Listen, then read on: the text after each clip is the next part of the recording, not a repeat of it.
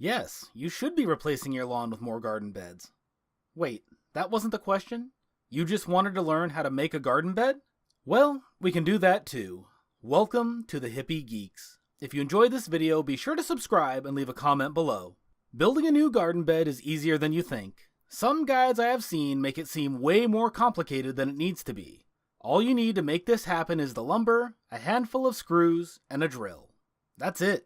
The first thing you need to decide is what size to make your swanky new garden bed. The space you have available is going to determine that. The width should be maxed out at 4 feet. This makes it so that you can work the entire bed from the sides without having to get up in it. The length is up to you, but it is going to be determined by the space you have or the lumber you buy. Most of our beds are 8 feet long, but we have some extra room with this one, so we made it 10 feet long. The last thing you need to decide is how deep you want it to be. It can be as little as 6 inches or up to 3 feet if you're feeling a little nutty. Personally, we like our beds to be 18 inches tall, which we get pretty close to by using a 2x6 stacked on top of a 2x12 or 3 2x6s stacked up. When buying your lumber, remember that your width is only going to be 4 feet, so have the hardware store cut an 8-foot board in half before you even leave the store.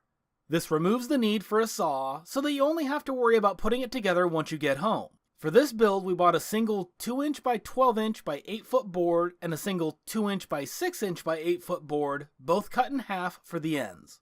For the sides, we bought two 2-inch by 12-inch by 10-foot boards and two 2-inch by 6-inch by 10-foot boards. I already had plenty of screws, so we tossed the boards into the van and headed home. If you were curious, a 2001 Honda Odyssey has no problems holding all of those boards, plus Lindsay, Noah, Sam, and I inside. Minivans can be pretty amazing. Now, once you have everything home, it is time to find a flat spot and start putting the bed together. I am just going to use one of our existing beds. On the 4 end pieces, pre-drill the screw holes that are going to connect the pieces of wood. I like to put 3 into the end of a 12-inch board and 2 into a 6-inch board. You want to come in from the edge 3/4 of an inch, as that will line up with the middle of the sideboards. Once you have all the holes pre-drilled, go ahead and start the screws in the holes. I prefer to use 3 or 3.5 inch screws to make sure that I have enough screw grabbing into the sideboards. Butt the ends of the boards together and sink the screws in all the way around. Get it as close to flush as you are able to, though it is not a huge deal, as this is a garden bed, not a cabinet. Once I had the bottom section put together, I slid it over into place and then assembled the second layer on top of the first. I'm not going to bother leveling this bed, as it is close enough, but this would be the time to do that if you need to, either by digging down for the end that is high or propping up the end that is low. Once the second layer is assembled, it's time to get them connected.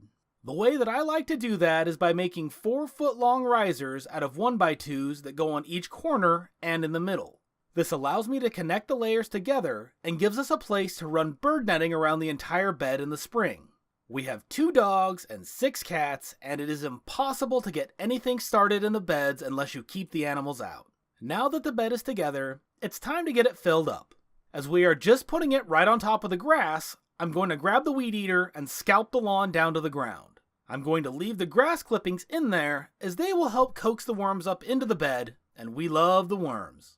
Once the grass is scalped, it's time to cover it up with some cardboard.